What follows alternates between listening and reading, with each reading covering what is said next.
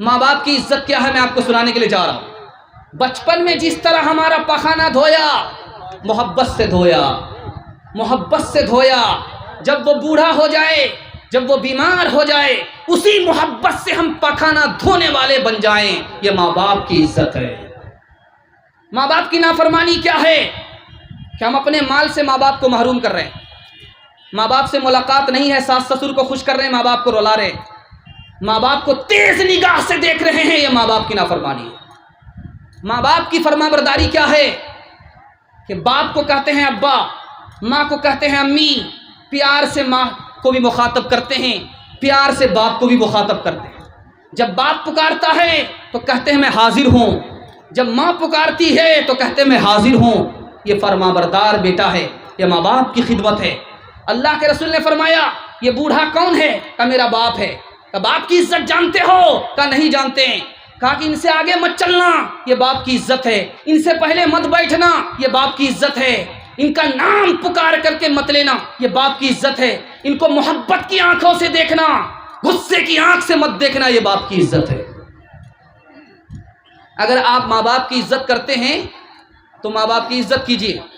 اگر آپ سے ماں باپ کی عزت نہیں ہو پاتی ہے تو میں ہاتھ جوڑ کر کے کہتا ہوں، اگر اپنے ماں باپ کو ماں باپ نہیں سمجھتے ہیں تو کم از کم اپنا پڑوسی سمجھیے۔ اگر ماں باپ کو ماں باپ نہیں سمجھتے ہیں، سسرال والے کو خوش رکھا ہے، ماں باپ کو رلا رہے ہیں، سسرال والے کو خوش رکھا ہے، ماں باپ پر دنیا تنگ کر رہے ہیں، پڑوسی تک کا حق نہیں ادا کر رہے ہیں، ماں باپ کو پڑوسی کی طرح بھی نہیں سمجھ رہے ہیں، تو یاد رکھیے مرنے کی دیر ہے، پھر آخرت اندھیر ہی اندھیر ہے، نہ دنیا ملے گی نہ دین ملے گا۔ ہاتھ جوڑ کر کے آپ سے کہتا ہوں، دو مثال دے رہا ہوں، پیغام کو ختم کر رہا ہوں۔ آپ عقل مند آدمی ہیں، آنکھ کھولنے کی ضرورت ہے، انشاءاللہ آپ اس کے بعد ٹھوکر نہیں کھائیں گے۔ دھیان دیجیے گا، دو مثال دے رہا ہوں۔ بوڑھی ماں گھر میں ہے، بہو آئی، دیکھا کہ بیمار ہے، اٹھ بھی نہیں سکتی، چل بھی نہیں سکتی، تو عورت کہتی ہے کہ پہلے اس بڑھیا کو جنگل میں پھینکو، تب تو میں گھر میں رہوں گی ورنہ نہیں رہوں گی۔ اب اتنا بڑا زنمرید تھا، جورو کا غلام تھا، بوڑھی ماں کو اٹھایا جنگل میں لے جا کر کے پھینک دیا۔ احساس ہوا، بھیس بدل کر کے گیا دیکھنے کے لیے بڑھیا کو شیر نے کھا لیا ہوگا۔ جب گیا تو دیکھا کہ بڑھیا رو رہی ہے، بھیس بدل کر کے پہنچا ہے، پوچھتا کیوں رو رہی ہو؟ کہا میں بیٹے پر رو رہی ہوں۔ کہا یہاں کس نے پھینکا ہے؟ کہا کہ میرے بیٹے نے پھینکا ہے۔ تو کہا کس پر رو رہی ہو؟ کہا بیٹے پر رو رہی ہوں۔ کہا بیٹی پر کیوں رو رہی ہو؟ کہا کہ جنگل میں میرا بیٹا چھوڑ کر کے گیا ہے، ڈر لگتا ہے ماں ہوں، کہیں میرے بیٹے کو شیر تو کھا نہیں گیا، اس پر میں رو رہی ہوں۔ کہا مر جانے دو اس نالائق کو جس نے تمہیں جنگل میں پھینکا، اس کے اوپر کیوں روتی ہو؟ تو ماں کا دل دیکھیے، آخر تو میں ماں ہوں، میرے سینے میں دل ہے، کوئی پتھر کی سل نہیں ہے۔ دوسری مثال لا رہا ہوں، بہت دھیان سے سنیے گا۔ جوان بیوی ہے، شوہر بیمار پڑا ہے، بوڑھی ماں ہے، بوڑھی ماں بھی خدمت کر رہی ہے، بیوی بھی خدمت کر رہی ہے، ماں اکتاتی نہیں ہے، بیوی اکتا گئی۔ پوچھنے والے نے کہا کہ تمہارا شوہر کیسا ہے؟ کہ مرتا بھی نہیں ہے کہ چین مل جائے اعلان ہو جائے، جیتا بھی نہیں ہے کہ سکون اور اطمینان مل جائے۔ وہ اپنے کان سے سن کر کے کہتا ہے میری جوان بیوی میری خدمت سے، میرے علاج سے گھبرا گئی، لیکن میری بوڑھی ماں محبت سے میری خدمت کرتی رہی۔ کون کہتا ہے کہ بیوی ماں کے برابر ہو سکتی ہے؟ نہ برابر ہو سکتی ہے، نہ آگے بڑھ سکتی ہے، ماں تو ماں ہوتی ہے۔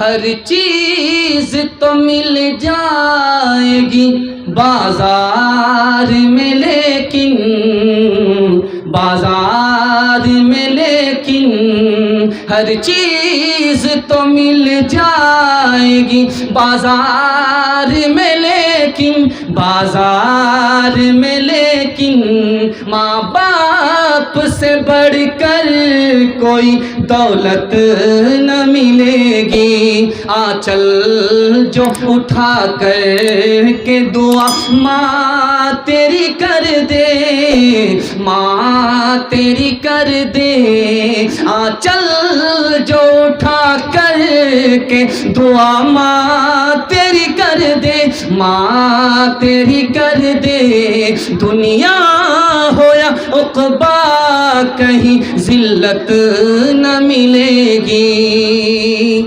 ماں باپ کو رلائیں گے، بیوی کو خوش رکھیں گے، ہاتھ اٹھائیے انشاءاللہ۔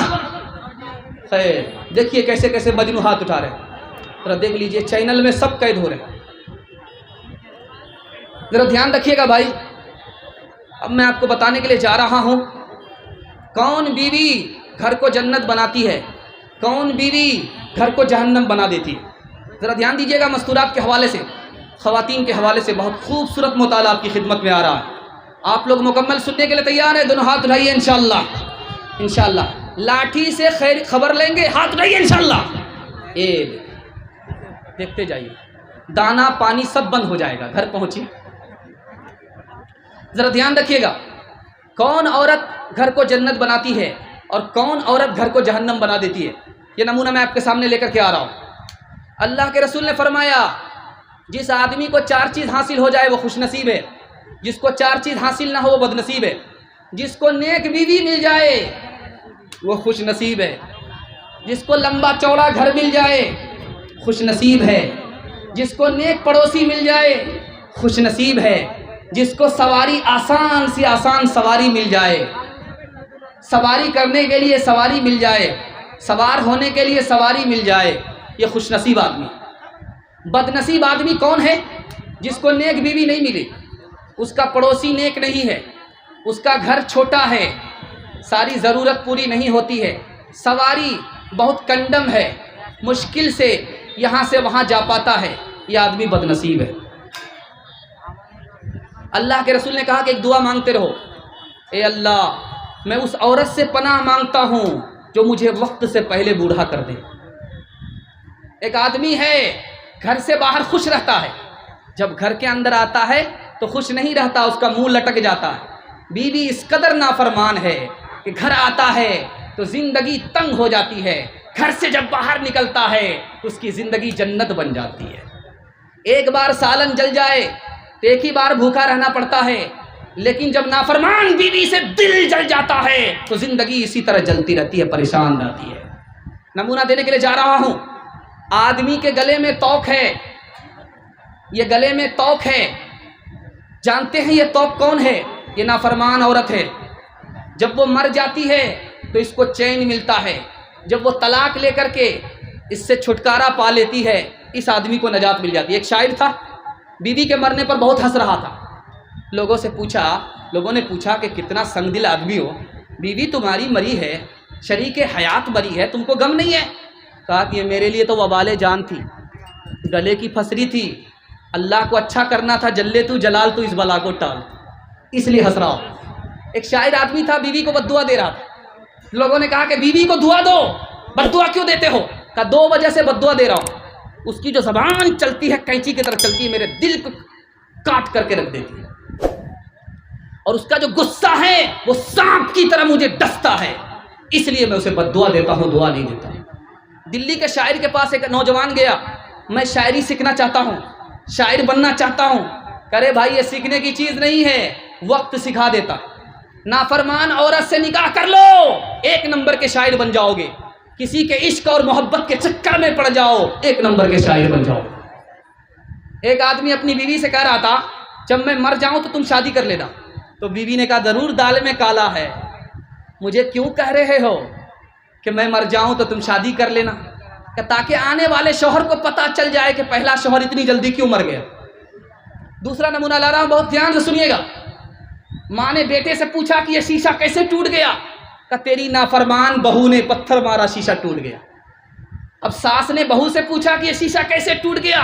کہ میں تیرے نالائق بیٹے کو پتھر مار رہی تھی، وہ پتھر کھا لیتا شیشہ بچ جاتا۔ تیسرا نمونہ لا رہا ہوں، بہت دھیان سے سنیے گا۔ عدالت میں عورت رو رہی ہے، قاضی نے پوچھا کہ کیوں رو رہی ہو؟ کہ میرے شوہر کو تم نے 1 ہی سال کی سزا دی، اس لیے رو رہی ہوں۔ تو قاضی نے کہا چلو 3 سال کی سزا کر دیا۔ اب عورت ہنسنے لگی، رونا بند ہو گیا۔ ایک بہت پیاری مثال پر پیغام کو ختم کر رہا ہوں۔ ایک عورت کہہ رہی ہے جب میں بہو تھی تو مجھ کو اچھی ساس نہیں ملی، جب میں ساس بنی تو مجھ کو اچھی بہو نہیں ملی۔ انصاف سے بتائیے یہ نالائق عورت تھی، یہی اچھی بہو نہیں تھی، یہی اچھی ساس نہیں تھی۔ جب یہ بہو تھی تو ساس کو اچھی بہو نہیں ملی، جب یہ ساس بنی تو بہو کو اچھی ساس نہیں ملی۔ ایک مثال پر پیغام کو ختم کر رہا ہوں، دھیان سے اس کو سنیے گا۔ بیوی پوچھتی ہے شوہر سے، جب تم گھر میں رہتے ہو تو لاٹھی سے بات کرتے ہو، گالی سے بات کرتے ہو، جب مہمان آتا ہے تو محبت سے بات کرتے ہو، پیار سے بات کرتے ہو، تمہارے منہ سے پھول جھڑتا ہے، بات کیا ہے؟ تو کہا کہ جب تم گھر میں رہتی ہو تو اٹیچر پھٹیچر رہتی ہو، غسل بھی نہیں کرتی ہو، پرانا کپڑا پہنتی ہو، خوشبو بھی نہیں لگاتی ہو، بن سور کر کے نہیں رہتی ہو، لیکن جب تم گھر سے باہر نکلتی ہو تو بن سور کر کے نکلتی ہو، جیسی تو ہے ویسا میں ہوں۔ جس کی فطرت تھی حیا آبرو، عصمت و عفت کی پتلی نیک ہو گئی تہذیب مغرب سے خراب، کر دیا بدنام و رسوا کو بکو، صفائی پوشاک وہ تندیدنی ہے، مگر لوح اعلیٰ عشوں میں سنی ہے، صفائی پوشاک وہ تندیدنی ہے، مگر روح اعلیٰ عشوں میں سنی ہے، خمیدہ ہے سر دل میں کبر و منی ہے، خمیدہ ہے سر دل میں کبر و منی ہے، شریفانہ صورت ہے سیرت دنی ہے، یہ تہذیب نو ہے نئی روشنی ہے، یہ تہذیب نو ہے نئی روشنی ہے۔ ایک بہت خوبصورت مطالعہ حدیث کے حوالے سے سنانے کے لیے جا رہا ہوں، آپ لوگ سننے کے لیے تیار ہیں؟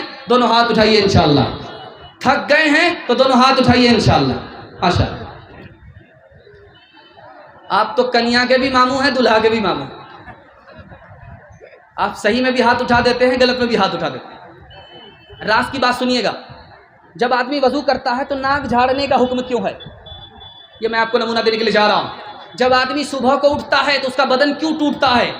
یہ دوسرا نمونہ حدیث کے حوالے سے دینے کے لیے جا رہا ہوں۔ تیسری بات رکھیے، جب آدمی صبح کو اٹھتا ہے تو اس کا دل خوش کیوں نہیں رہتا ہے؟ یہ تیسرا نمونہ حدیث کے حوالے سے سنانے کے لیے جا رہا ہوں۔ آدمی نماز پڑھتا ہے، بھول جاتا ہے، آگے مجھے پڑھنا کیا ہے، پیچھے میں نے پڑھا کیا ہے، اس کا راز کیا ہے میں آپ کو بتانے کے لیے جا رہا ہوں۔ آدمی گناہ کرنے کے بعد افسوس کیوں کرتا؟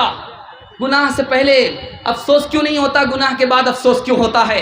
یہ آخری نمونہ آپ کو سنانے کے لیے جا رہا ہوں۔ مکمل سنیں گے، ہاتھ رہیے انشاءاللہ۔ جمعہ نماز پڑھیں گے، ہاتھ رہیے انشاءاللہ۔ سنیچر کو آ کر کے سسور پڑھیں گے، ذرا دھیان دیجیے گا۔ جب ہم وضو کرتے ہیں کلی کرنے کے بعد، حدیث میں آتا ہے کہ ناک میں پانی ڈالو اور ناک کو جھاڑو۔ حدیث میں آتا ہے کلی کرنے کے بعد ناک میں پانی ڈالو اور ناک کو جھاڑو۔ جھاڑنے کے لیے کیوں کہا جا رہا ہے؟